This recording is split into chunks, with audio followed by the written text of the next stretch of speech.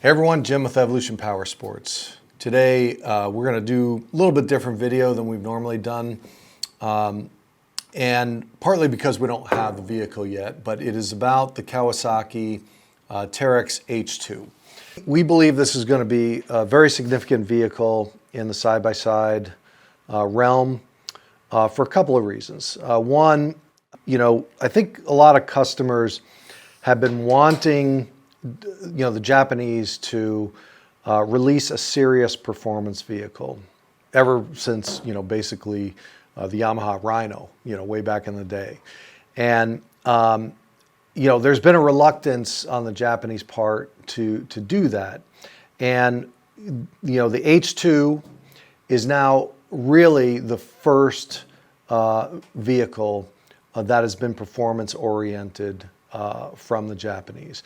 And I think the reason why people want that is the Japanese are known for their build quality. It is certainly something that's well known in the automotive space, that the build quality is very good. We've seen good build quality on the existing Teryx, which is a good vehicle. It's got a loyal following, especially out in Utah for rock crawlers and stuff. But again, because that vehicle is not really in the high performance segment, it has had limited appeal, in the marketplace, number one, and to us as a company, right? We like to, when we decide we're going to do R&D on a vehicle, we want to see how much potential that vehicle has for performance, the type of performance modifications that we like to do. Really high horsepower stuff that gets people's blood flowing, gets their excitement up, gives them adrenaline. That's what drives me, and I think that's what drives a lot of our customers. And we believe that this vehicle has the potential to be that. Some people out there might say, well, you're forgetting about the YXZ. Okay, the YXZ is a performance vehicle from Yamaha. It's been out since 2016. And there may be some valid point there, but when I say performance vehicle, I mean, factory forced induction. Okay, the YXZ, they did offer a GYTR kit, which is basically a factory approved accessory turbo that you could mount on the car. But that's not the same thing as being able to purchase an already factory turbocharged, or in the case of the H2, supercharged vehicle. And so that's why we didn't really consider the YXZ. Even the existing, Teryx, is normally aspirated 1000 cc. YXZ normally aspirated 1000 cc. H2 factory supercharged. Polaris XP Turbo factory turbocharged. Can-Am Maverick X3, Maverick R factory turbocharged. So those are the, when I define a performance segment type vehicle, that's what I'm talking about. The H2 is factory supercharged. That will be a first in the power sports industry. There has not been a factory supercharged side-by-side, to my knowledge, ever. And it's going to be very interesting because in my experience with supercharging, there's definitely some really cool pluses to it, but also there's a few minuses to it as well. Okay, the pluses to factory supercharging are instantaneous power. Okay, I think that's the thing that's going to be really exciting about the H2. No turbo lag. Even though a lot of the factory turbocharged cars are very good in terms of spool time, none of them will be like a factory supercharged car. Okay, supercharging, for those that aren't familiar with it, basically you have a crankshaft driven turbo type supercharger, right? It kind of looks like a turbo. It's got an impeller similar to a lot of the turbochargers out there, but it is driven off the crankshaft. So that means that is always spinning. And so when you step on the gas, there's already boost in the charge pipe. So that's a great thing. some of the downside to that is that in my experience with superchargers in the past, they tend to be very efficient at one density altitude or at a very narrow density altitude. So it will be interesting to see how Kawasaki has dealt with this, right? There is talk in the some of the specs about it's got an electronic diverter valve, so meaning that it may be dumping boost at lower elevations so that, you know, it has the efficiency as altitude increases. That would be a cool feature if it has that. It doesn't explicitly say that in the literature, but it's also controlled by the throttle opening as well. And so more to come on that. You know, we'll see once we get our vehicle how that whole altitude compensation works. If there is something built in so that, you know, the diverter valve blows off less boost as the elevation increases, or, you know, if it's, you know, just linear. If it's just linear, you know, that'll be a little bit of a disappointment for the high elevation guys, but we'll see. More to come on that. In looking at Kawasaki's website, the H2 that's in the side-by-side, the supercharger, looks identical or almost identical to the H2 Ninja. Okay, which is a good thing because that platform's been around for a while and makes great power, from my understanding, and you know, a lot of power upgrades available for that. So very cool design, and like I said, first in the UTV space. They have different power modes available for the H2, okay? And the cool thing about that is I think they're using the diverter valve in combination with the electronic throttle bodies to control that power. So in other words, rather than like on a turbocharger where, you know, you can just have different boost maps that lower the actual specific output of the turbo by, you know, using the wastegate, this, it appears, will bleed off excess boost through that diverter valve and or closing the throttle. So it's a very cool thing. You know, you can have your really high performance mode or a mid-grade mode or, you know, like more of a beginner mode with significantly less power. So that's another cool thing.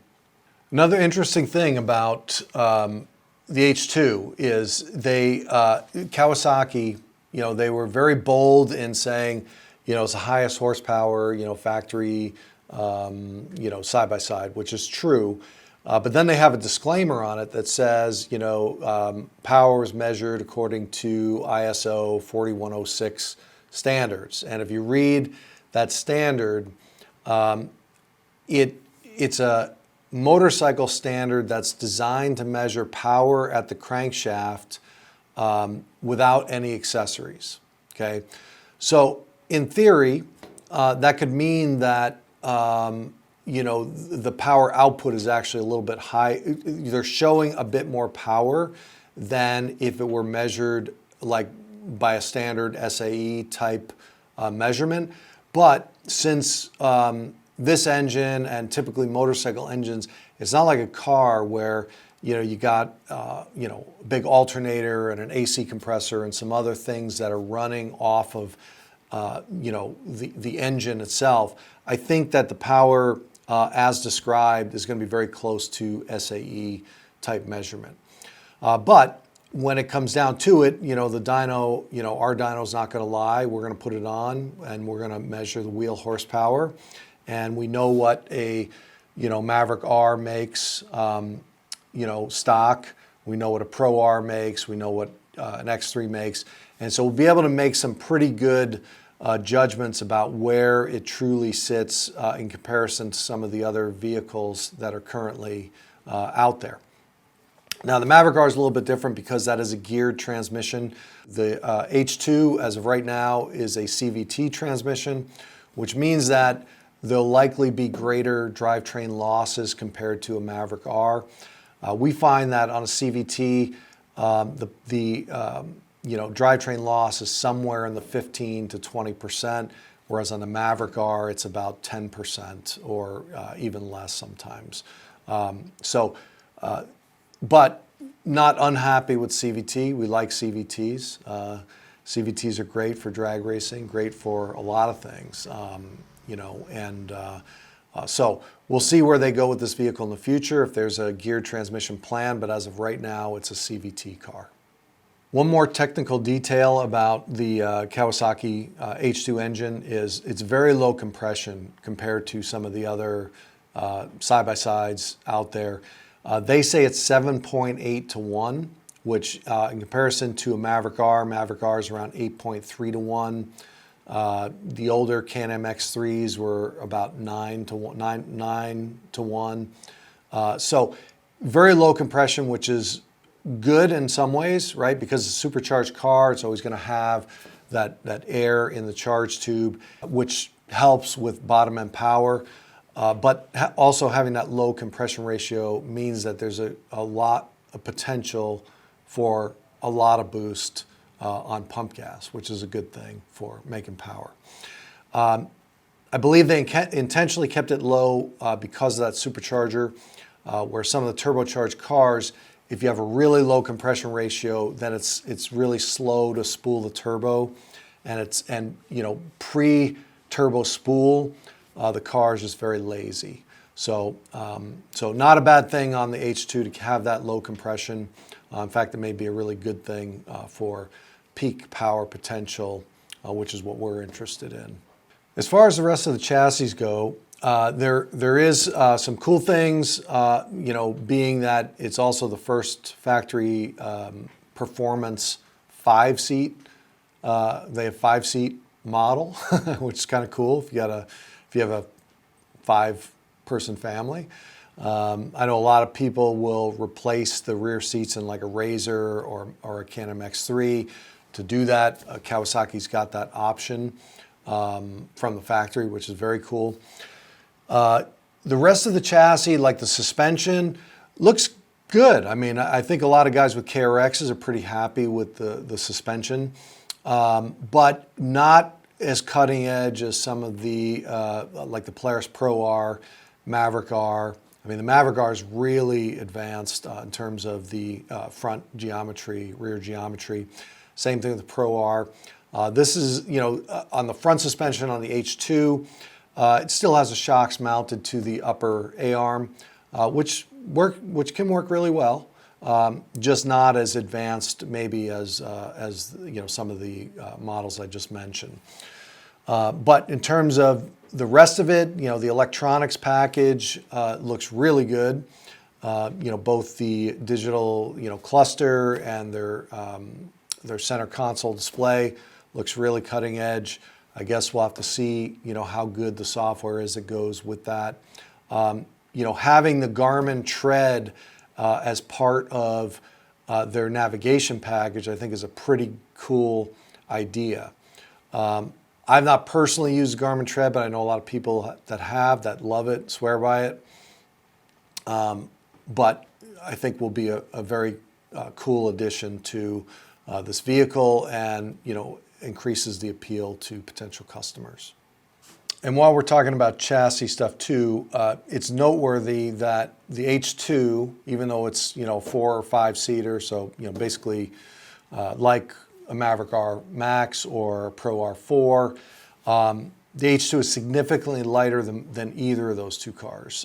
The dry weight on the H2 is about 150 pounds less than a Pro R4, and about 350 to 400 pounds lighter than a Mav R Max. So that does a lot for power to weight ratio. So I think that's a big deal, and kudos to Kawasaki for bringing this car in at a significantly lighter weight than either of the two competitors for this car.